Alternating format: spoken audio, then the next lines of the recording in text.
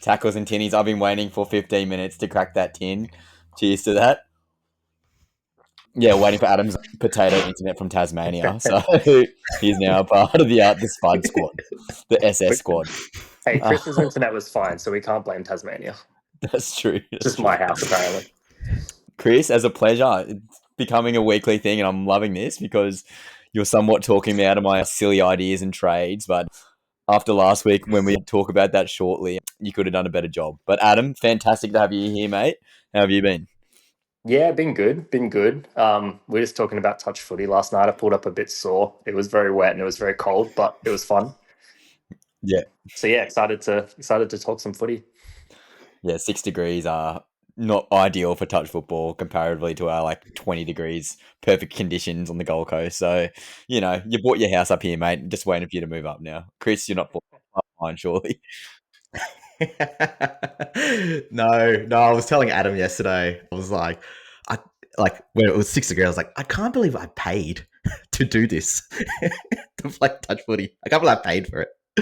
No, it was a good week for me, for one really good reason, any week that the Blues win is a good week. The trash talk's already happening. Righto, Chris, this is how we're playing it today. We will see. I'm going to clip you up and it's going to AI edit or something. Get ready. Oh, mate, I asked you last week, hey, what changes do you reckon you guys will make for the second game? So look, I'll ask you again. What change? What do you guys think about doing next game? Well, I think it always should have been Corey Horsburgh in. If Trent Liero isn't starting, he shouldn't be in the team. I thought Mo Fodawaker obviously did nothing in attack, but I thought he was quite good defensively. I wouldn't mind seeing Jai Arrow in there just because he's a bit of an arsehole. He can match that Liam Martin arsehole-ish combatant behaviour. So yeah, Big Red Jai Arrow in. Cherry Evans holds his position. Wouldn't change the back line. And yeah, Dearden, I guess, holds his spot. What do you boys think? Chris, do you reckon Dearden holds his spot or what? Oh, look, DC killed it. On the weekend for Manly. I think you've got to keep DC. But I know by all reports that he's going to get dropped and Deaden's going to start at 7. No, I think you pick and stick. Honestly, you just had one bad game. I thought like I said last week that Coates is I'm really scared about Coates and straight away they that penalty try not penalty try but Brian Toy got sin binned. I'm glad that they fixed it up and and they put Lomax in against Coates in the second half. Yeah. Adam, as a fellow Queenslander, what are your thoughts on the current squad versus potential changes for game 2? Yeah, it wasn't good. It wasn't good. I mean, the scoreline flattered us a bit with Cleary's goal kicking, but you lose game 1 at Suncorp. It's hard to see us winning 2 away from Suncorp in a row. But yeah, I think I agree. Like Liero, if he's not starting, he doesn't offer any impact off the bench. Like I don't get that. It'll be interesting to see how Walsh goes this week. I think if he's healthy, they'll pick him. Pong is obviously really good, but I think Walsh's speed is something we need. I feel like New South Wales has game-breaking players like Latrell, and I don't feel like... I think Walsh's speed is the sort of game-breaking asset we need. We looked a bit pedestrian in attack. So yeah, that's what I'd be looking at. Probably just Walsh in, Hawes in for Liero, maybe Dearden in at 7 if they want to do that, but I wouldn't be making wholesale changes. Would you then put Ponga to the bench like they've done in the past when they played, I think, an Origin game at Seabus, or not liking that at all, Adam? It depends what you're going to do with Grant. Obviously, he's going to be there. I thought he was very bad in game 1. He just tried to do way too much, and it was an interesting contrast with Robson, who just made his tackles and gave good service to Cleary and Moses, and Grant was going himself on last, trying to put in chip kicks and going short side when nothing was on a lot. So if Grant's going to play 80, he probably needs to just pass the ball and tackle. And then you could bring Ponga on as a lock. If you want Grant to try and attack, then he probably can't play 80, and then you need him, someone to spell him. I don't think Ponga's going to play 9. So, yeah, it depends on the game plan, I guess. Cotter's played hooker when he came through the starting years. I think he could be a potential shout there. I wouldn't even mind putting Cotter at hooker for the first 15 minutes. Just another big body in the middle, or bigger body, obviously, and to get Grant come on after a bit of the stings taken out. What do you reckon about that, Chris? Nah, I reckon Harry Grant is awesome. I think you definitely start him. He's your best hooker by far. I actually, speaking what you said earlier, I actually liked Deanon when he came on. I do like him at 14. I don't think there's a space for Ponga, especially if Walsh plays well. He slots straight into number one. So potentially do or die this weekend for Ponga and Walsh. It could be the make or break at fullback for Queensland. Oh, definitely. Big duel for those guys. I mean, they've both got good matchups too. Ponga's up against Manly and Walsh has the Titans, so they've got the chance. If they want the jersey, they should really go out there and knock the door down, so to speak. And Billy certainly has an affinity for Reece Walsh, that's for sure. Yeah, I just want to see Ponga off a good forward pack. Like, again, he's been proven in the past how good he can be with our Queensland forwards dominating in years past. So very, very tough selections. But hey, Chris, you're laughing as a New South Welshman. Very stable. I think the big question is for you. Mitchie Barnett has been ACL'd. Who do you put in? Oh, I think you have to put Keon in. I don't want them to put Keon in just simply for SuperCoach reasons. But yeah, I mean, I know first off the rank is meant to be Stefano, but honestly, compared to I honestly do not rate Stefano at all. I reckon it's Keon. He could play. He plays 80 every week, no issues. That also you could also get Terrell May in, but at this rate, I don't think that the Blues are looking at picking him this year. Could you play small ball and maybe put Liam Martin or Isaiah Yeo in the front row? Oh yeah, you could, but then you have like a Ola Kawatu come off the bench potentially. I wouldn't change it too much, honestly. Like the team won, we're the incumbents. We're winning. Like just wherever you need to plug a hole in, you plug a hole in. I wouldn't be making wholesale changes at all. Just bring in Jake Trbojevic, run the offense through him. I reckon that's what I'd be doing as a Queensland fan. Jake, he's back. He's ready to go. Ryan needs Tavanga in the bye round, so it's a win-win, really. Either or. Jake Trbojevic, I don't know. Chris, what do you reckon? Jake could play hooker for the first 20 minutes, don't you think?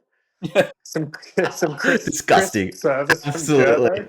Absolutely yuck. Crisp service. Talking about bloody Jake Trbojevic, he's put a damper on my SuperCoach team this week with big Jazzy Tavanga getting swapped out to the bench. But let's pray for a late switch. But right, I thought you absolutely lucked out with two Gervo HIAs, man. I thought he was about to pray for another HIA. I was like, man, Jake can't cop it on a Cat 1. Surely, late change. He's been so good. He's a better version of Kobe Hetherington for sure. Tavanga owners can't keep getting away with it. Jake's going to get through this game healthy. He's going to play 80 minutes. You're going to enjoy your 25 points off the bench this week. Well, break even still good, done, man. I'm still making cash. But boys, I'm actually quite upset. This is the first time in SuperCoach this year my team value's gone down. It's been a disaster. I've gone from 16.4 million down to 16.28. I'm in shambles. Last week, I had set and forget trades. I was like, Keon's in, 100%. Appy Chorus out, 100%. Both coming in.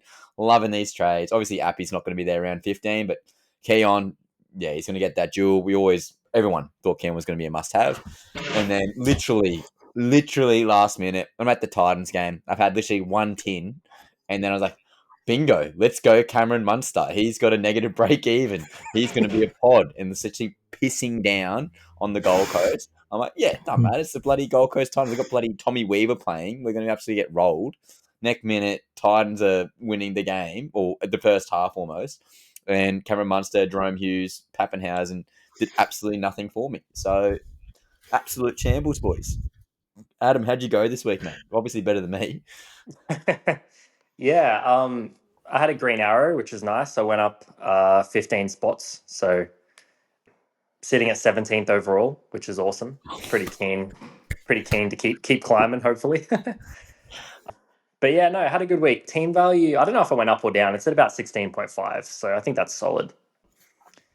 And yeah, got in Keon and got in Lehigh, so pretty happy with my trades. Couldn't have really done much better, I don't think, on that 100%. front. I did trade Turbo straight back out. He was a quick in and out for me. But I only had 17 players last week. So I kind of had to make a move with Tom, and I just figured I'd take Lehigh and figure it out later. And so far, so good. So yeah, pretty stoked with that. Oh, mate. 17th overall is absolutely unreal. And I'm even more impressed about the team value. I'm all about the money. Money bag to a Pilotu's back. Surely I haven't overtaken you on team value. There's no way. It's happened. It's absolute doomsday here on the Gold Coast. Jake is the last mountain to climb. If I can get Jake in team value, I can rest easy. Chris, how's your team looking, mate? Not too bad. I'll just briefly speak on you. I felt so bad for you, Ryan. You know, like Jake, last week we were trying to tell Jake, mate, what are you doing? Don't fade Keon. And he ends up buying Keon, and he ends up saying, guys, Keon, he scored a try in the chat. And to find out you haven't bought him, that was just painful. He bought Appy Chorus out, and he did well.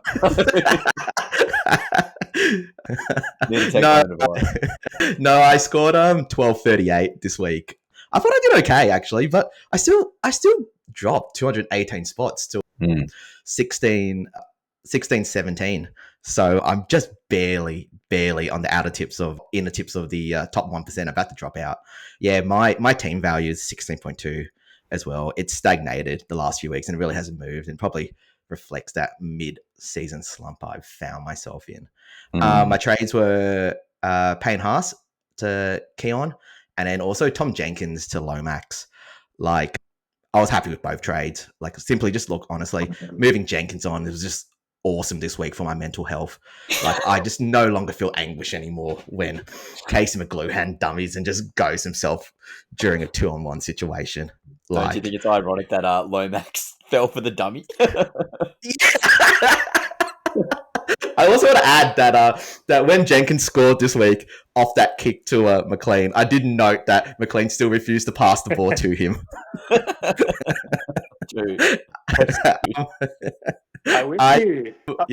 I captained Cleary as well for 87. I wanted him to go higher, but obviously Eels were fantastic. But yeah, with that in mind, like my question this week is whether I hold or sell Connor Tracy. His BE is 147. If Jake was here, he would instantly say, why is he still in your team? So, in honor of you, Jake, I will speak for you. But boys, my team this week, yeah, not too bad. Similar sort of score to you, Chris. I scored a total of 1,208, so not too bad. My season ranking went down by 1,000, so I'm just in the top 5,000, 4,994. I'm happy with my team. Like, I got advised to have enough, which I've been anti-enough all year. So I got that Ethan Roberts guy in from the Roosters. And then I got rid of Adam Dewey. And the only reason this was happened, and the perfect butterfly effect happened, AJ Brimson concussion. I was like, I'm not playing Adam Dewey. I refuse to do it.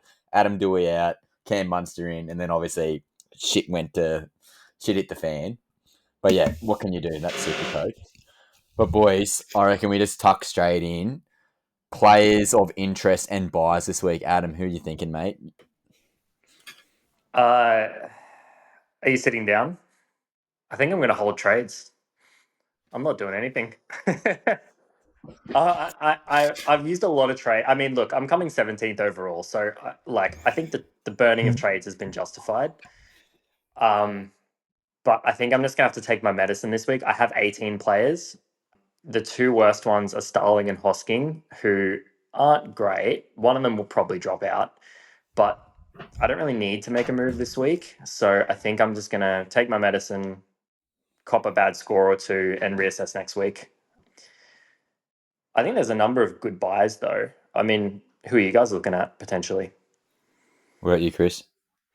Well, Ryan, we haven't talked about Cheapy Watch for a while on this podcast. And boy, do I have a bunch of cheapies for you. If only Jake was here this week, he would be frothing. You'd be beefy for sure. The first one, the number one most traded player in this week, Nathan Lawson of the St. George Dragons. 190k at 198k. He's got a -1 break even. Absolute bottom dollar. He's C2 dub only, but I think he's probably a fantastic option to if you want to downgrade and have somebody as a extra cover for round 15, round 18. He also plays round 19 as well. And like I said, yeah, he frees up cash if you don't want enough. And obviously he starts this week on the right wing because Tyrone Sloan has been dropped. Number 2, obviously, would be the second most traded player, Jaden Campbell. Oh man, he killed it last week. You know, like against Melbourne, and he played fullback. He's named again this week at fullback. He's averaging 75 at the moment, and he plays round 15 and 16 and 19.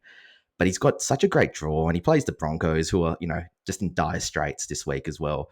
I think he and Munster are the top 2 options at 5'8", and I'd say I would go get him, honestly, if you could this week.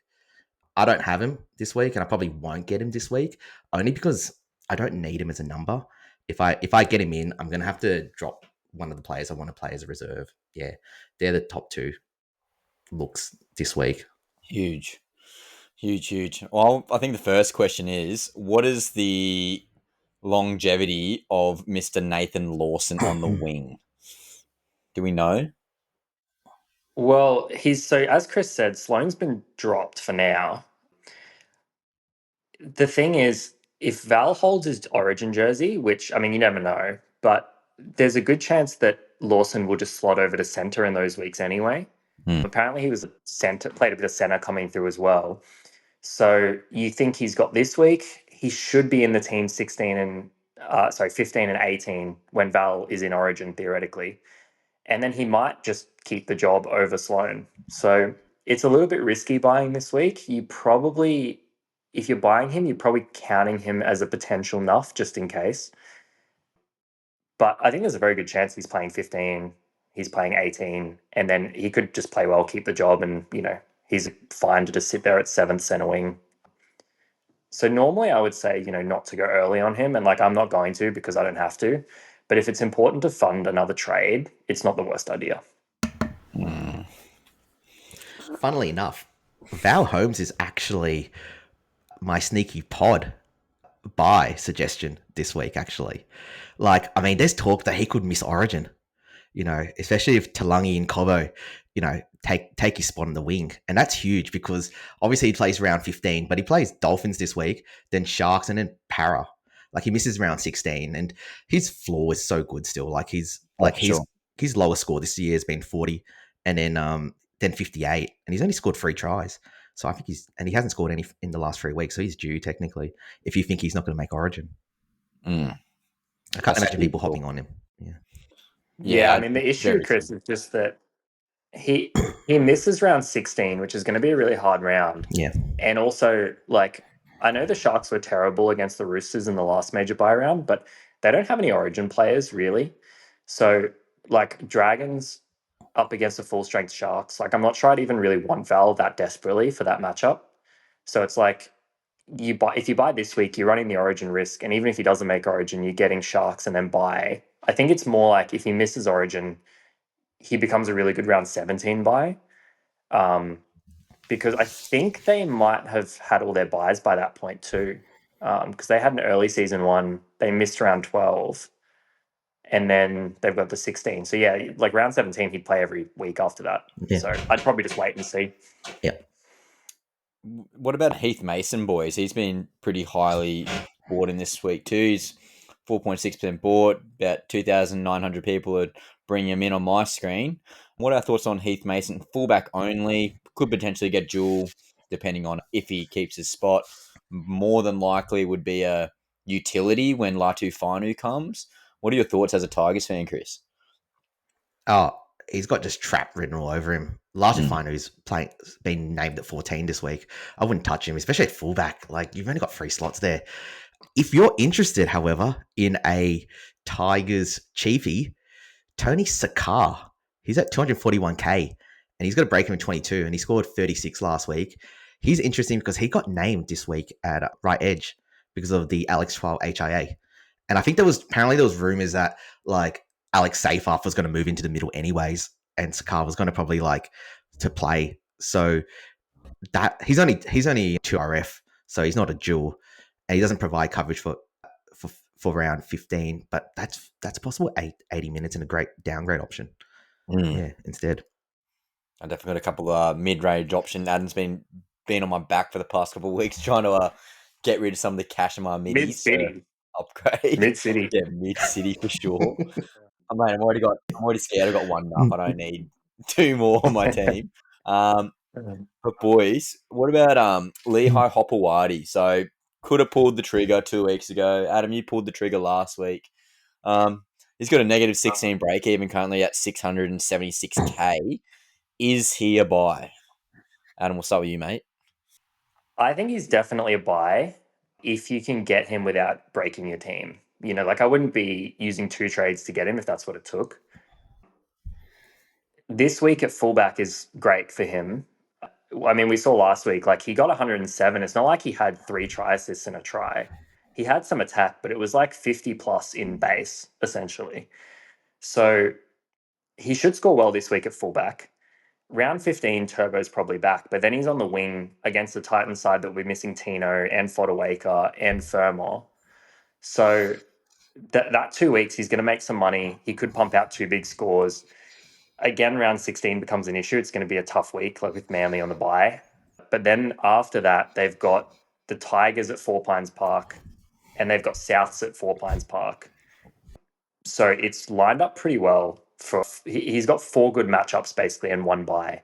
If you can cover round 16 and if you can get him without tearing his side apart, I really like it. Also, you know, not breaking any news here, Tom Trbojevic loves an injury. He could come back and get injured again and then Lehigh's at fullback for, you know, the rest of the season or for another 4 weeks. And I mean, if that happens, like you're going to have to get him, even if he's 800k by that point. Like if he's going to be playing, you know, 8 weeks at fullback, you're pretty much forced to pay up for him. So I think the downside of buying him is that you might end up having to sell in 3 or 4 weeks. And so it's a trade in and trade out. But I mean, the downside of missing him is pretty disastrous. I'd be pretty keen to get him in if I could. All right. I've spoken the green room with Chris while you're sorting out your mashed potato in Tasmania. Now, Pappenhausen. I don't want to go into sells too early, but I think this is a valuable experiment here. So he's got 182 break even this week. Inevitably, probably going to lose cash. And then he has the buy next week. Would you advise, not me, maybe, would you advise someone to sell Pappenhausen for Lehigh Hopewadi? If you do, make plans for the Storm game because you're not going to want to watch that. Look, Pappy, there's got to be someone else you can sell. Honestly, I would rather sell Fletcher Sharp. Like, I know that sounds crazy because he's playing round 15, but he's probably overpriced now. He had that huge ton at Magic round. He had the huge ton in the buy round at fullback. But, you know, he's getting to a price where you could probably cash him out. Pappy this week, like he's the easiest VC of your life. You know, if you trade him out and he goes 125 and everyone's got the VC on him, like you're going to be starting the week 250 points behind par. So you'd have to believe that Lehigh is going 100 plus again. If you believe that, then I mean, it's not the worst move, but I would try and find another way. Would you buy Lehigh over KL Iro? Would you buy him over Herbie Farnworth? Or even Kiraz this week? Kiraz, yes. I think he's too risky. He's got 120 BE. He's coming off an extended calf injury. Like I'm not really that interested in Kiraz first week back. The other guys are interesting. Like Iro, he's the season keeper. So you have to weigh up, like, is Lehigh going to score enough more than Iro the next 2 weeks to be worth the extra trade? Yep. And same with Herbie, you know. So it's tricky. It also kind of depends a little bit on how many players you have from each team and how much cover you have. like, let's say Manly go on a run the next 4 weeks with these easy games. Like, if you have Ola and you have Garrick, maybe you have Turbo, you probably don't need him. If you don't have Garrick and you don't have Ola and you don't have Turbo, like, you probably need something. So that's where, like, you might lean Lehigh over those guys. Personally, I'd be prioritizing Lehigh over Herbie and probably over Eero, but it's pretty team dependent, I think. Yeah, that makes sense. I think I've just missed the boat on him. I want to get him in, but like I've got Ola, Turbo, and Garrick. Like I can't afford another Manly player because that round 16 will just kill me. I won't even get 30. I won't even get 15 players, on the park for that week. Yeah, if I get him in. Yeah, I'm very similar to you, Chris. I'm just playing around right now and just trying to figure out if I can get enough cash to do it. But as I went super boost early on the season, I've sort of shot myself in the foot there. Yeah, unless I go Fletcher Sharp or absolutely take a risk on Pappenhausen trade, yeah, he won't be able to come into my team. So it'll be a late last minute switch potentially, but yeah, definitely a nervous watch. That Yeah, the turbo buy is just hasn't worked out. Like just him getting rested this week, just absolutely kicking the dick. Like the worst part as well is that like I don't mind that he gets rested, or he gets injured. Like that's the opportunity cost that you have with Turbo, because of his ceiling. But the thing is that what frustrates me is that Teddy looms as a possible buy next week in round 15, and I was really hoping to get a look at Turbo one more time just to really see if I should, whether or not I should pull my team apart for Teddy next week. But it's just so frustrating. Yeah. SuperCoach. I mean, who do you like round 15, right? Teddy's pretty much a must. And I think Drinky will be important too. I know you've already got him, Chris. But as crazy as it sounds, maybe the Pappenhausen sell isn't the worst if you genuinely think Lehigh is going to go 100 plus. Yep. Just because Pappy's taking up one of those fullback spots. And for you guys that own Turbo, you want Teddy and Drinky as well. Like it might be a way to make some ground is to say, I'll try and match Pappy with Lehigh this week. If they both go, if Lehigh goes 100 and Pappy goes 130, it's not the end of the world. But then going into the following week, you can have Teddy and Turbo and Drinky when most people have Pappy in one of those spots. Yeah, no, I know what you're saying. I think selling Pappy is just absolutely just crazy talk. Honestly. I wouldn't want to do it. Yeah. Like, I mean, like he plays like he plays like the Cowboys like twice, and literally like they gave up like 28 points to the Tigers literally last week, and then like the one hard game they have is round 17, and that's against the Sharks, but that's Sunday 2 p.m. at Amy Park. Like their hard game is actually probably maybe their best game almost. Oh, just Pappenhausen. It just hurts my soul because obviously you want to get him back in, but potentially losing 70K at a minimum this week and then not playing next week and then getting the cash on Lehigh, just like mathematically, it does make sense. And then I can potentially in 2 weeks' time bring him back in. Why do you say Pappy's losing money, man? It says here his break even's 182. I'm pretty sure he's got that this year, hasn't he, Chris? Yeah. Pretty sure. 182. There you go. Yeah. You're right. Don't worry, Ron. If you sell him, you can just buy him back for the same price next week. Yeah. 8% chance. I'll take those odds for Pappy. So. Well, let's hypothetically, let's go Lehigh in for Paps, doing this on the fly. That would then get me 226K in the bank. So let's say about 100K difference the next week. That's spicy. I don't mind it.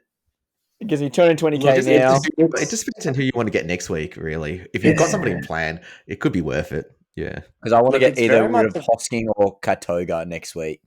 And that would certainly help financially to do that. Yeah, look, let me be clear. It's very much a Hail Mary. Like you're banking on Pappy scoring like 80 to 90, which is possible, and that's fine. And then you need Lehigh to score 100. You need Turbo to come back and score 100 the next week. And then you could, if you really wanted to, you could flip Turbo back to Pappy round 17. But it's like, if it goes wrong, like, you're done. So just want to get that out there because, I know I have a reputation on this podcast of giving bad advice. Need to come on here and defend myself a little bit. Yeah, look, if you want to like take a real Hail Mary swing, like anything can happen. Pappy could get injured. He could, whatever. It could work out, but it's a low percentage play. But it is a percentage, and we do like having risky on tackle and tinny. So I'm not winning the car, whatever the major prize is for SuperCoach. So you may as well have a punt. What is coming back? Adam. All I heard was he wants Pappy to be injured. That's all I heard. Yeah, clip it up. No, clip it up. Chuck it on socials. I just want to be in the chat when we've all got Pappy VC going 180 and Ryan sold him. Just going to be typing Pappy every 5 minutes. Ryan's going to I'll literally burn all my TRL jerseys that say Pappy on the back. I'll literally just cry. He's going to block me on Facebook. Chris, is there any other players that you think could be little smokies in for this week or must-haves? Look, I'd probably say, obviously, if you don't have Keon, get him in, Ryan, this week. But the other one that's interesting is that we've talked a little bit about is Zach Lavert. 389k. He's got a break even 27, but he plays every game, pretty much this Origin period. So he could be a really valuable buy number, and he could be a really, really easy or really, really good option just to downgrade. The thing you have to ask is, would you consider Lawson instead, or even Jack Whiten? He's another one. He's 399k, and he's back this week, -9 break even, and he could honestly, he scored 123 against Melbourne the last time he played, until he got his calf injury. I know Adam was interested in Jack Whiten actually before he got that calf injury. Back this week with Latrell. AJ's back. He got that dynamic left edge. Yeah, that's actually not a bad shout at all. What are your thoughts on that, Adam? Please don't buy Jack Whiten. I knew don't do it. Don't do it. This is like, oh man, this is like buying Luke Brooks. This is like buying Ronaldo Militalo. No one would do that here, surely. Just don't do it to yourself, man. What about AJ? Would you buy him? Nah, don't buy AJ. The Souths aren't good enough. Like, I know he had a good game on the weekend, but like it was a high scoring affair. Latrell was there, like carving up. Here's what I'll say. We're at a point in the season now where any player you buy, you might be keeping all year. And I don't want to keep AJ all year. I don't want to keep Jack Whiten all year. Like Lawson, at least is base price. So he frees up so much money that it doesn't matter if he just like rots there at 7th center wing. If he's like 350k, it's irrelevant. But like, you don't want to be stuck with some duds because it happens. Like, I mean, I don't know about you guys. I got 17 trades left. Anyone I buy, like if Carnage hits, I'll be stuck with them all year. So I'm staying away from any of these like really mid-range type guys. Labor, I don't mind because Purdue is scoring really well in that spot. And as Chris said, he covers every round. Like he doesn't have a buy soon. He's interesting, but it's still at that mid-range price. Like he's priced at like 40 odd average, 41, 42. Like if he averages 50, there's not a lot of value there. So. All right, gentlemen, I have a hooker problem. My boy Jazzy Tavanga, we ripped on him earlier on with the Jake Chaboyevich hooker shout, but I have a dilemma because I've got Sandon Smith at the bye this week, and then big Jazzy Tavanga's coming off the bench. He's got an 18 break even, so he's going to make me some money. But we got some boys in the hooker position who are putting their hand up, aka Appy Coruscant last week. And we also have a guy by the name of Damien Cook. Now, I'm tempted for Cookie. Am I crazy, Chris, or? Please don't touch Cookie. Like, as Adam said, vibe. You could get stuck with them. Look, I honestly think that you should be making minimal trades in hooker. Like, I honestly think like you should nuff Jazz Tavanga out. Maybe not this week, but definitely next week is what I think. Crazy talk. Like, Yeah.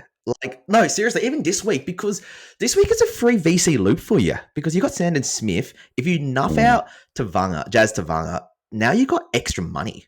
Like, what's he at now? Is he at 500? Yeah. If you sell him out to like Kalani Goings, that's 300k. Like, now you don't need to sell Pappy, and now you can buy whoever you want to Lehigh. You know? Yeah. Like, and then if Pappy goes big, now you don't have to like, think about, who do I not reserve, because, that's Sandon Smith who you're playing it as your captain. So you boys are telling me that Damien Cook's role has not changed and his minutes in the past 2 weeks of 79 and 76 is cap? Is that what you're telling me, Adam? Yeah, I mean, Chris mentioned it in our chat earlier today, but the first game Cook played big minutes. Egan did his ACL like 5 minutes in. So Cook and Little shared the park for a decent chunk of time. And then last week, Jaden Suhr did his ankle, scoring a try. And so same thing, Cook and Little were on the field at the same time. It's possible that that's a coincidence, and the new game plan is that Cook plays close to 80, but I wouldn't be banking on it. I think it's similar advice to what we gave you with Appy Coruscant last week, where I wouldn't disregard the first 10 weeks and just look at the last 2 weeks. Like, Cook was like a 45 average guy for 10 weeks. And unless Little gets in, I mean, if Little gets injured, like, everyone's bringing Cook, he'd be awesome. But I just think you're potentially using a trade that's not going to move the needle. You're going to be stuck with Cook all year.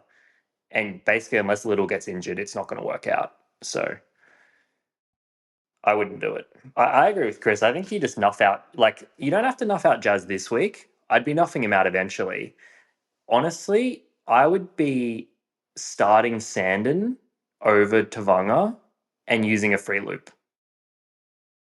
Because unfortunately, Tavanga's I already have a drop free out. loop at fullback. So the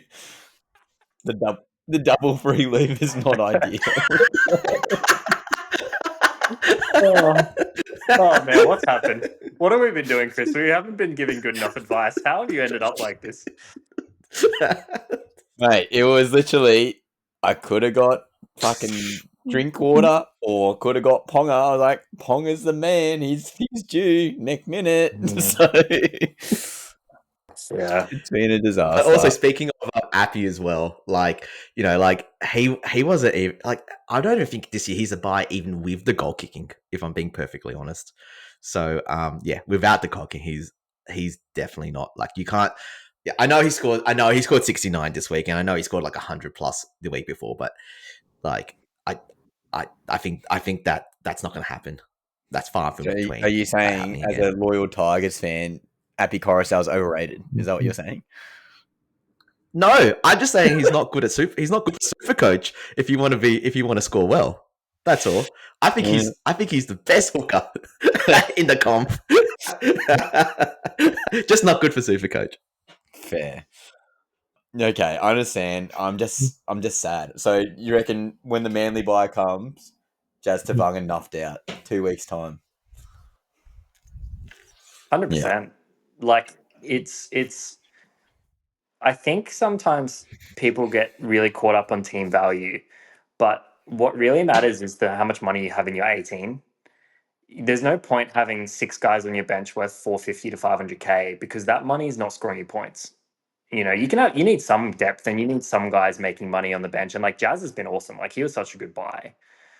But the sooner you can get 3 nuffs in and all that cash just into your 18 and getting Lomax, getting Carraz, getting Jaden Campbell, like, those are the guys you need. So that's why I usually start with 1 nuff, because I just want a spot that I'm like, I don't have to trade all year at this spot. I want more money in my 18 to start the year. Sometimes that doesn't work out and I miss a really good cheapie. And I'm trying to think. I'm sure there's been some this year that I've missed, but I think a guy like Jazz, like, he's got the negative break even. You probably just play him this week, hope he jags a 30 or a 40, and then, yeah, I'd be nuffing him out ASAP. Get Kalani going in there.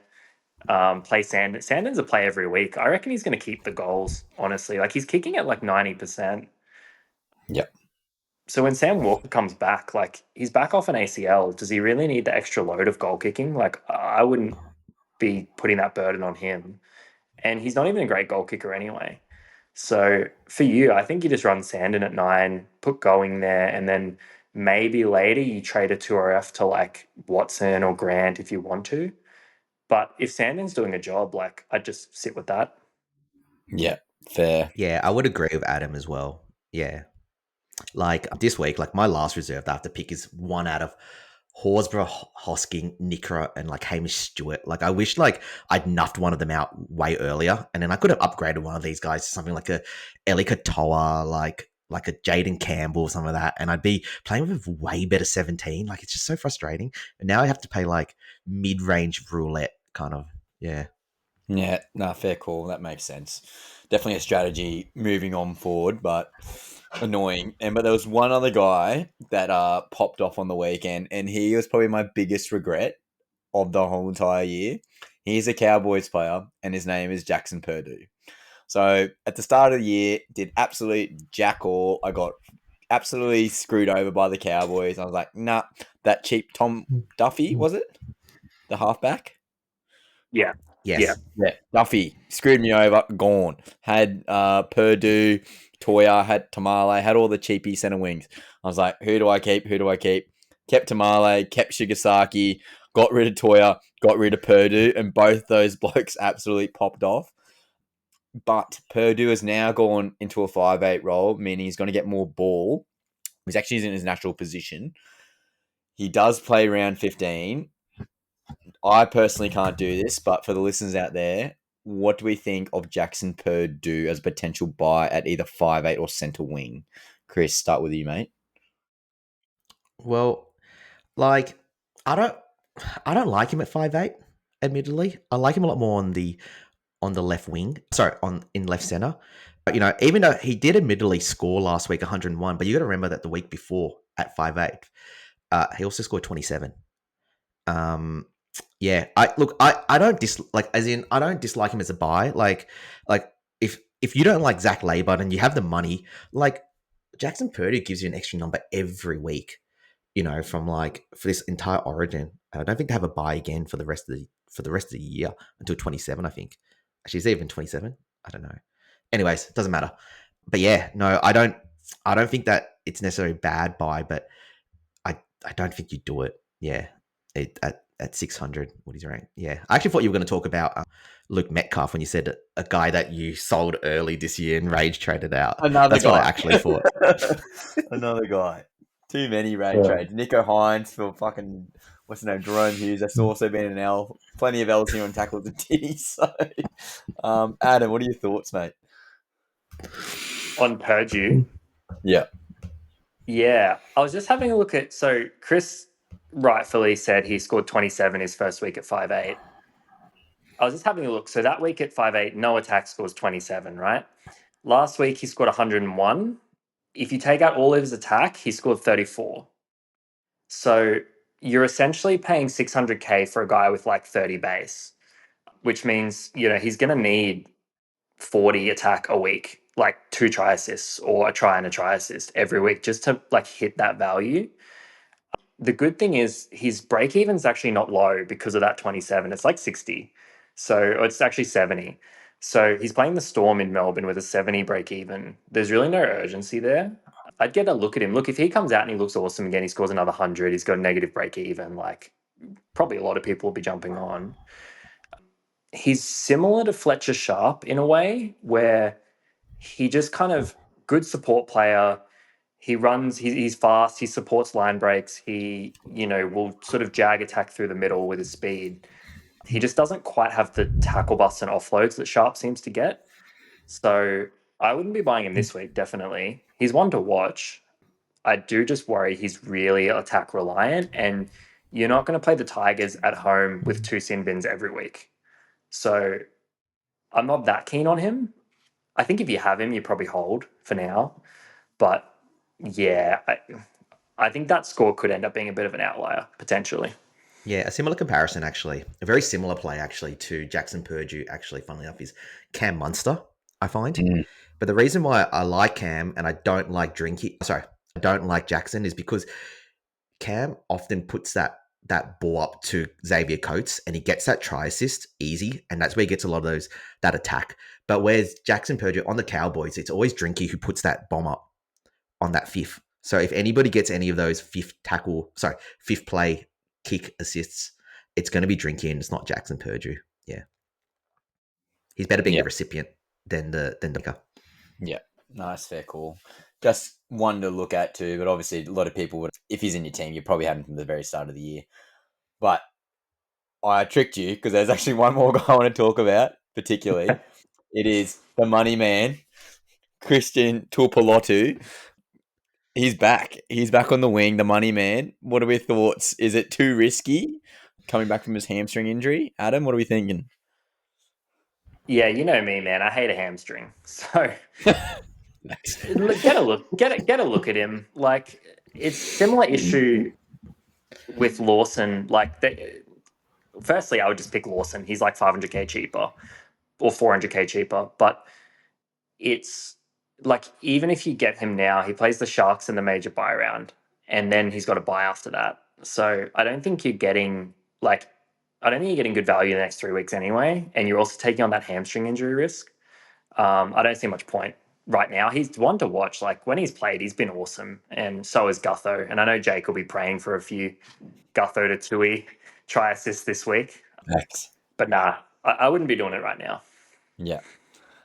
And another man coming back on the wing, and convenient timing because Chris is probably scared here, but Derail Skelton from the Tigers, he has also been pretty good at the start of the year before his hamstring injury. Adam, what are your thoughts on Derail Skelton? Honestly, I forgot he existed. I completely. That's so funny. Like, he was actually really highly owned at the start of the year, wasn't he? He was. I haven't thought about him in forever. Yeah, he's pretty cheap too. I'm just gonna have a look. I'm pretty sure from memory their draw's pretty bad. Let me have a look. So Penrith this week. I mean, Penrith haven't been great, but then it's a bye, then the Raiders, then Manly, then the Roosters, then the Warriors in New Zealand. Like, I don't really want many Tigers assets looking at that schedule. Yeah, the draw's pretty awful. So I wouldn't be bringing in any Tigers if I didn't absolutely have to. Like, Terrell is the exception, of course. If you don't own Terrell, what are you doing? But yeah, that's why I'm not that interested in Mason as well. Like, funnily enough, I was having a look at like most traded in players, right? And if you filter by all coaches, Mason is like the second most popular player. Yeah, wild. And if you filter by top 1% and top 5%, like, he's not even on the list. So that's a good exercise for people. If you have SC Gold, have a quick squiz, see what the top 1% is doing. Yeah. The most popular is Lawson this week. So, I mean, we talked about him at length. That makes sense. Yeah. Chris, as you evacuated the room, probably you heard a whisper of a West Tigers chat coming inbound. But Gerald Skelton, 101 BE, named on the wing this week. Absolute vibes at the start of the year when he was playing. What are your thoughts on him? You are muted, my friend. Oh, look, I like Gerald Skelton, man. Like, just tackle busting. Like, he's just pretty similar to, like, Tamale. But I think that, like, this week, we talked about earlier about, hey, we were umming and ahhing about Lehigh Hopewadi. I think you're more likely to get hit Lehigh, Herbie, Kale Iro this week than you are to get Gerald Skelton. There's just too many good CTWs, admittedly, Yeah. All right, boys. I'm pretty sure that's most of the buyers or players of interest. What about players to hold or players to hold in your particular teams? Chris, we'll start with you, mate. Connor Tracy. Like, I said I was selling him last week, but he's a sell.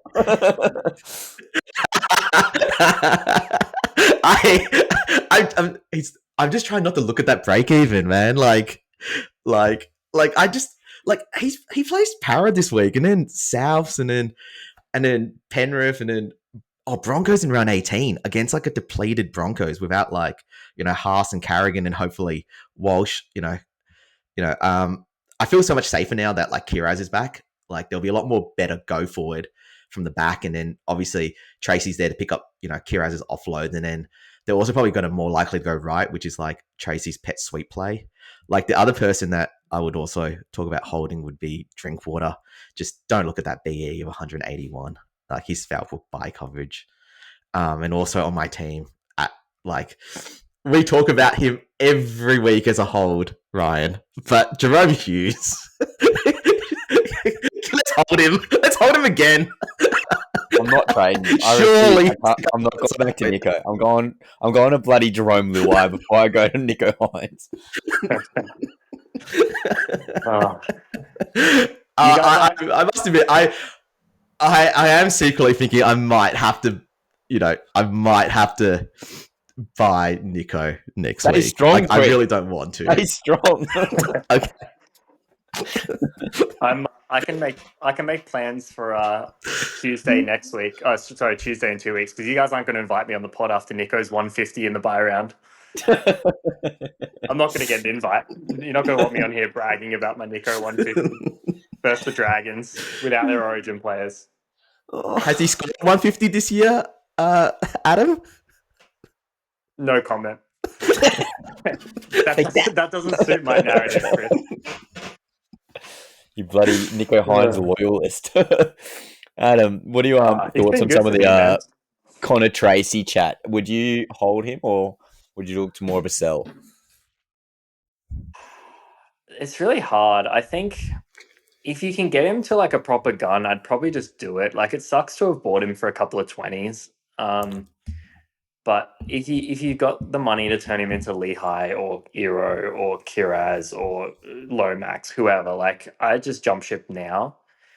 If you can't do that, then probably just hold him. He's decent depth. Like, he might jag a 90 when you need it. He's not complete trash. Like, he's not going to average 20.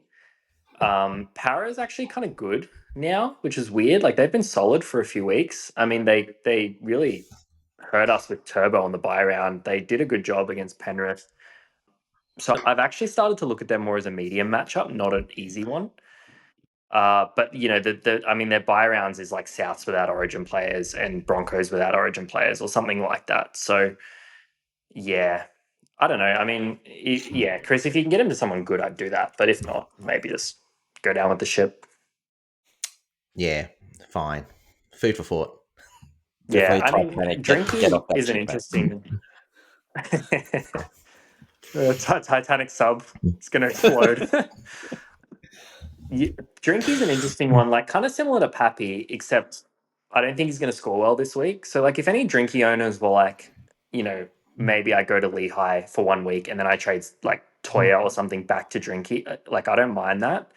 I mean, 180B in Melbourne against the Storm, like, if Drinky scores a 35, which isn't out of the realm of possibility, he's losing like 130K. And you'd get a better score out of Lehigh. You'd get a price rise out of Lehigh. Like, you could get 50 points and 200K from that trade. So that's way more interesting than the Pappy sell to me. Have you considered that, Chris, or you're just going to hold Drinky for 15?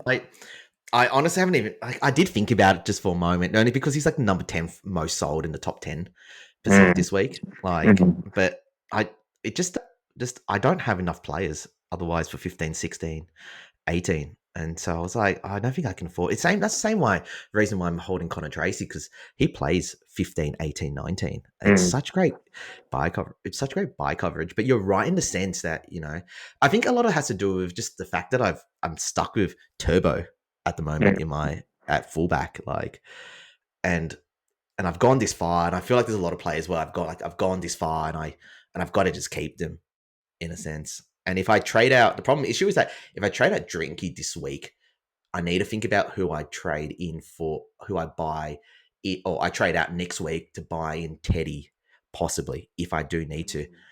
But I guess you're right in the sense that, it's so much better to trade Drinky out this week in case he drops 130K. That's worth an extra trade. Yeah, it's more that you'd want to buy him back. That's the issue. Like, if you've got to get Teddy as well, I see why that's hard. Yeah. Adam, have you got any holds on your list or on your team? Yeah, the main one for me is Hosking. I know he's been popular. He hasn't done much the last 2 weeks, but he's had 2 hard matchups.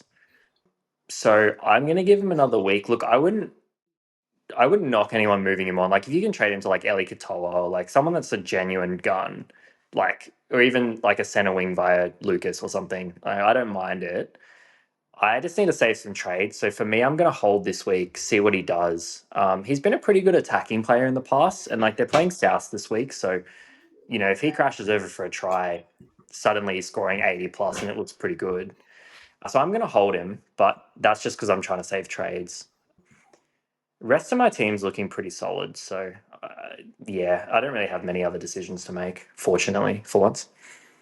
Yeah, I think he is a whole too, mate. I totally agree. And he's obviously job security is pretty good now with Matty Nicholson not there. And again, the Raiders are coming second, or almost third, but yeah, coming second currently. So it's a bit of a no-brainer. Obviously, you've got that lack of buy coverage for round 15, which is not ideal. So it could be a conversation for next week.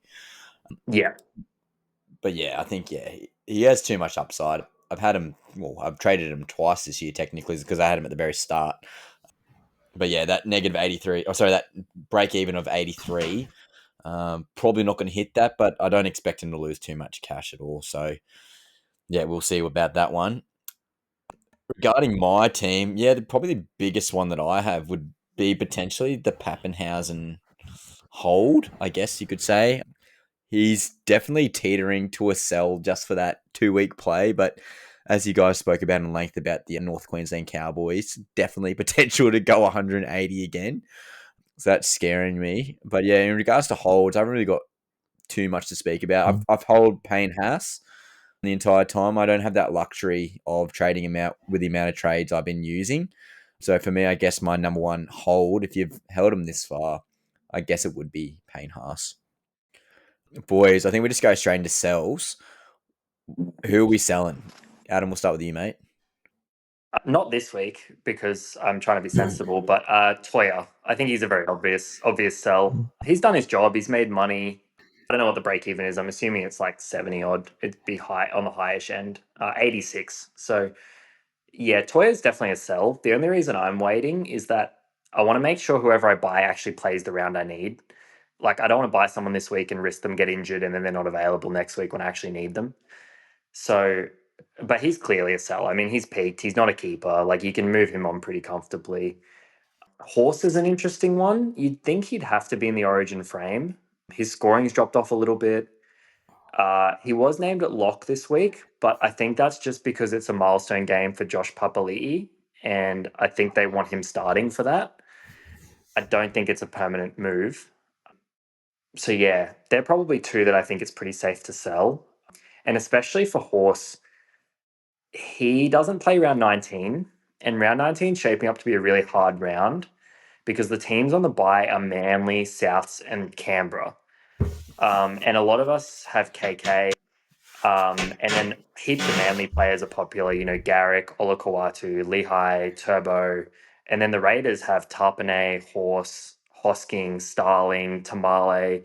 There's going to be teams that have 1 or 2 nuffs and 7 players on the bye that week. And it's going to be really tricky. So I think if you have a lot of players from Raiders, Manly, and Souths combined, you should be sort of thinking ahead to which one do I sell early. And some of those guys are keepers. Like Tamale's been awesome. He's racking up tackle busts. I regret selling him. Their draw's insane too. So like anyone that has him, I'd just keep him for now. Horse and Hosking can probably go at some point. Ola's probably a keeper. Garrick's probably a keeper. Lehigh is probably a keeper for the short term. So for that reason, I think Horse is a pretty easy one to circle as like move him to a gun, mitigate some risk of origin, and also like get an extra 19 number. Yeah, good shout. Chris, thoughts?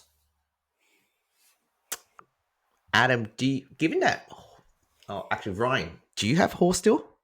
No, I sold him last week, mate. That was my nuff trade for Ethan Roberts. Okay, yeah. Well, given that he's starting at lock, would you play him this week, Adam? Like, or is it just literally ceremonial that he starts at 13?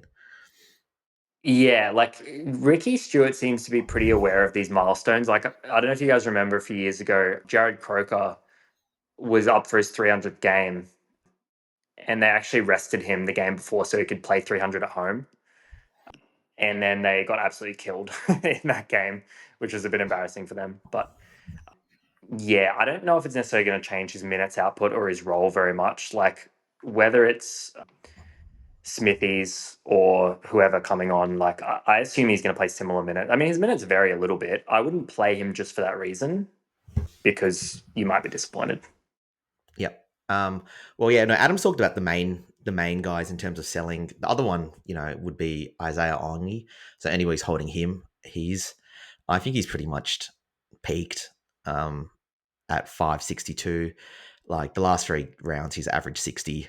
I reckon he's selling on to a gun now, to a gun fullback where possible.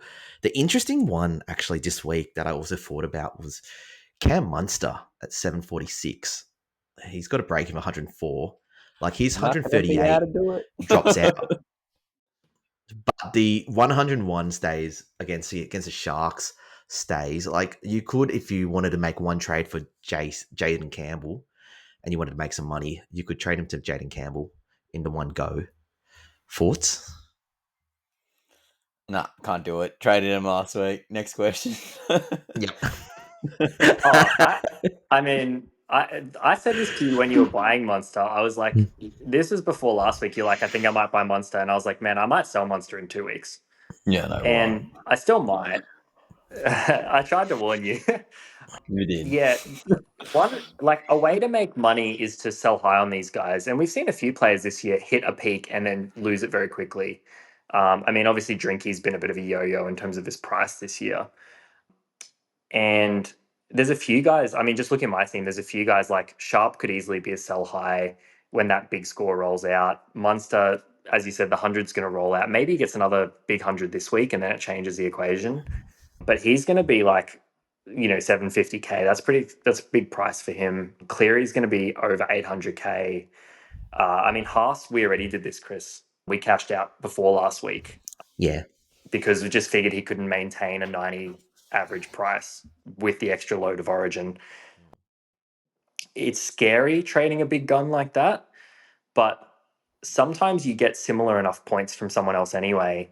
You get extra games over the buys, and then that extra cash you free up can make a big difference. So I think a lot of people will be doing Munster to JC next week. Probably wouldn't, no point going early, I would say, but I'll probably look at maybe Munster to someone cheaper to free up a bit of cash. Might even get back on Metcalf train with Jakey, or maybe have a look at Burton. There's a few options. I might just hold him, but definitely some of these Origin guns, you need to sell one at least, if not two, of Haas, Cleary, and Munster. Yeah, if you hold them all, you're going to be in a bit of trouble, I think. Yeah, I think Metcalf is a tricky buy because if you try to sell him this week, he's on the buy in round 15, and then next week when you want to sell Cleary, he's also on the buy still.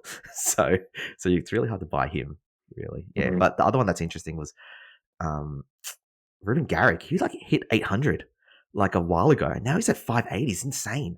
You could have made so much cash from him if you sold him at high and bought him now. Yeah.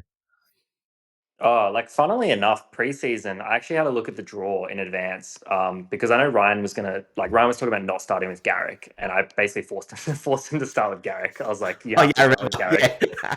And, I remember in preseason, I had a look at their draw, and I was like, round 5, he had this stretch of Storm, Sharks, Dragons, Penrith, bye, Sharks. And I was like, that's just the easiest sell of your life after his first 4. But then by the time we actually got there, he had a low break even versus Melbourne. Penrith weren't looking like Penrith. The Dragons looked like a really easy matchup. And so once the season actually started, I was like, oh, it doesn't matter, these 800K, I'll just hold. And in the end, that preseason thought of selling would have been good. I mean, I'm just having a look, he's lost 220K from his peak. And he scored a few 50s in a row. So, yeah, that would have been a great one for sure. Missed the boat there a little bit. Oh, he's certainly due for a bloody try, though. He hasn't scored in forever.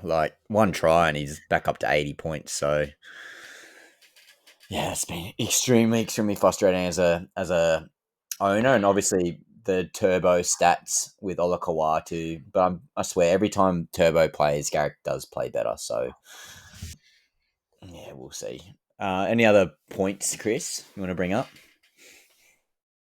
Nah, not particularly. Nah. Adam, throw it to you. Just in general, or for sales? Yeah, it's in general before we get into our captaincies. No, not really. No, not really. The only thing I would say is, again, like we spoke about this actually before round 12, just make sure players you're buying fit in with your buy schedule. Like these mini buys are tricky. Round 16, I don't know if we've spoken about this, but a lot of players probably won't back up round 16 with the Origin game being in Perth. So, round 15, round 16, make sure you've got enough numbers, basically. You don't want to be caught short. And a lot of these guys that are good buys this week, like Lawson, they don't play round 16, or even Kuraz. So yeah, you got to be really careful. Lehigh as well. You got to be really careful with that sort of stuff. Like make sure you're planning ahead, because if you get caught out, like it can hurt a lot. But yeah, otherwise, no, I think, yeah, let's go to captaincy. Yeah. Okay. So I'm having a look at the draw right now. I think the easiest VC of your life would either be Pappy or Drinkwater. Can we agree on that? On that Friday game? Only if you have him, Ryan. I can't agree on that. Still tempted. I can't agree on that. Who's vice captaining Drinky against the Storm in Melbourne? That's Probably the Chris. hardest VC in your life. That is the jinx I need for Drinky to make his break even. Hey, look, at least if you VC him and he scores 14, he'll drop out and he won't double. So it's too early. That still hurts. Too soon. Yeah, I mean, it's got to be Pappy, right? Like VC Pappy is the easiest of your life for sure. Do we have that being said, it will likely rain on Friday night as well. So, and we know wet Melbourne's not the same as Sunday Arvo 2 p.m. Melbourne. True. Yeah. Do we have any love for Jakey's Gutho vice captaincy? Because they are the money man's back, the good omen, the good charm. Absolute. Who are the Dragons playing this week? Dragons Dolphins. are playing the Finns at Suncorp, 8 p.m. Friday. Yeah. Yeah, why not? Doesn't sound convincing. Who are you trying to convince? Jake, when you listen to this tomorrow, bro, make sure you don't do that. Who's playing Jake? Chris, are you playing Jake? Who's playing Jake this week? Oh yeah, straight C Gutho. Don't even bother with the VC, Jake. Hey, I think it's a good captaincy option this week, Jake. Nah, I mean, yeah, Gutho's fine. Anyone's fine for the VC. Yeah, anyone's fine for the VC, really. Most of the time, you're not going to loop anyway. But if you've got Pappy, just put it on him. There's no point overthinking it. Is there any other captaincy options? Have we got any love for like Keon at captain? Stacking the pack in the middle against the Raiders. You'll obviously get another big minute roll. Oh, 100%. He's been average. He's got a free game average of 95. So that's since he's moved to prop. Terrell May also, 5 game average of 94. Absolute killing it.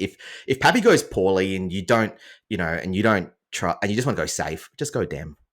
Honestly, I'm going to captain Cleary against the Tigers on Sunday Arvo.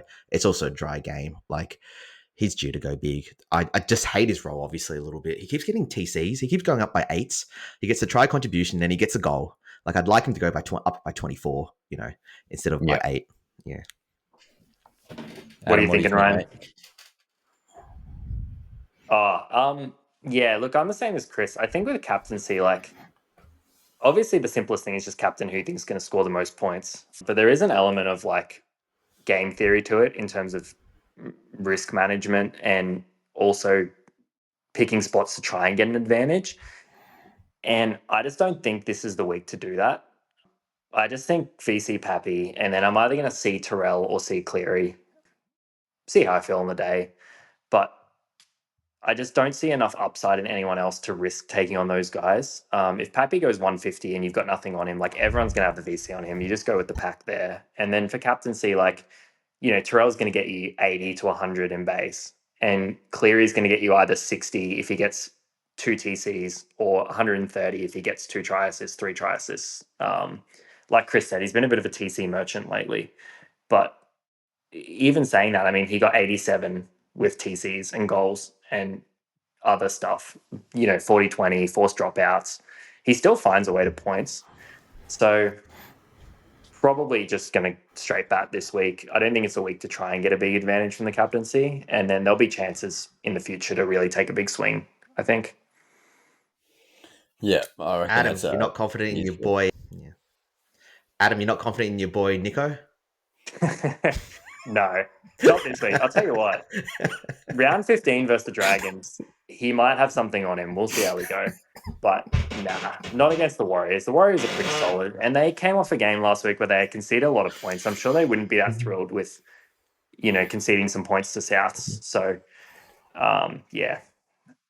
If he's the sort of guy that, like, if he goes big, I'll just take the points. I'm not going to... He's kind of similar to Cleary. He's got the same, like, TC heavy role, except he's not as good as Cleary. So, Yeah. Timu Cleary for sure. What does that make Hughes then? He's not even AliExpress. What's worse than worthy, mate. Timu? He's like DLC, like gate. What do they call it? The yellow brick road on that tick. He's Hughes is LimeWire Cleary. Yeah. he's gonna give you a virus. All your students probably don't know what LimeWire is. Hey, we're showing it. Oh, you're not wrong. Like literally, his game last week just gave me AIDS. Honestly, yeah. Look up what LimeWire was, kids. LimeWire was a good time. It was a simple time. High risk, high reward. That's Yeah. Boys, are there any last comments before we wrap up the show? Chris? No, have a great week with SuperCoach. Hope you see green arrows. Adam? Yeah, no, I'm just here to flex my rank. It's probably gonna be the peak. So I'll if I ever get into single digits, I'll be back on for sure. But yeah, I've taken my screenshot. I'm happy. Yeah, we'll see how we go. But hopefully we'll have a good week. And yeah, see how we go. So just finish it off. Adam, no trades. Chris, who are your trades? Oh yeah, I was gonna sell Corey Horsburgh and probably Pete Mamazelis. Like I was gonna buy Herbie. I talked about 2 weeks ago that I was gonna wait to round 14 to get Herbie. Just such good buy coverage, and I keep saying he can't keep doing this. He can't keep scoring junk tries, and he just keeps doing it. So maybe, and he just keeps doing it. So I was like, maybe I'll buy him, and then he'll stop doing it. But and then I'll probably buy Kalani Goings. But Adam did make a good point in terms of maybe considering selling Drinky. Like, I like Drinky. I love watching Cowboys when I've got Drinky as my captain. But yeah, I might consider selling him actually, and also Do it against I might Melbourne. consider selling Colin Tracy. Yeah, against Connor Tracy as well. Sorry, selling Connor Tracy. Maybe I have to just consider him as a sell. I don't know, but yeah. Yeah. What are you doing, Ryan? Are you locked in? So currently I've got Nanai out. He's got 108 break even, doesn't play next week, obviously, with the Origin. So I've got Keon in. Should have done that last week and I would have pocketed an extra 100 grand. Such is life. And then currently haven't got a second trade. I've been talked out of Damien Cook for some weird reason. I've heard he's a Olympic beach sprinter. So yeah, there's no oral points there. And then obviously Chris hates the Tigers, so no Appy Coruscant either. So I don't know. Teams in shambles. Probably going to sell Pappenhausen just for smoke and mirrors at the end there. But I can't wait for next week. Are the Titans playing at home or are they playing in Brisbane? Against the Broncos. Yeah, it's a Suncorp, right? Yeah. Yes. Yeah, that's good. I was going to say, if it was at Seabus, we would have opened the pod next week with Ryan being like, yeah, so I was going to bring in Keon Kolomatangi, but I cracked a tinny and now I own Ezra Mam. The old tin never lies, that's for sure. But boys, I think we'll wrap it up there. It's been a hell of an episode, so in depth. I'm just so happy and honoured to have you both on. Adam absolutely killing at 17. Chris is doing well, and I'm just here to do stupid trades just for the laughs. Who knows? Money Man to a Pelotti might be in by the end of the week. So, guys, appreciate you. But Tackles and Tinnies listeners, you know the drill. I want you guys to like, subscribe, give us a 5-star rating on either Spotify, Apple Podcasts, depending where you listen to. Obviously, sharing again helps the algorithm as well. So again, YouTube, TikTok, all your short form videos, we're all there, guys. So again, thank you, Chris. Thank you, Adam. As we say here, get those green arrows, and till next week. Cheers, boys. See you guys.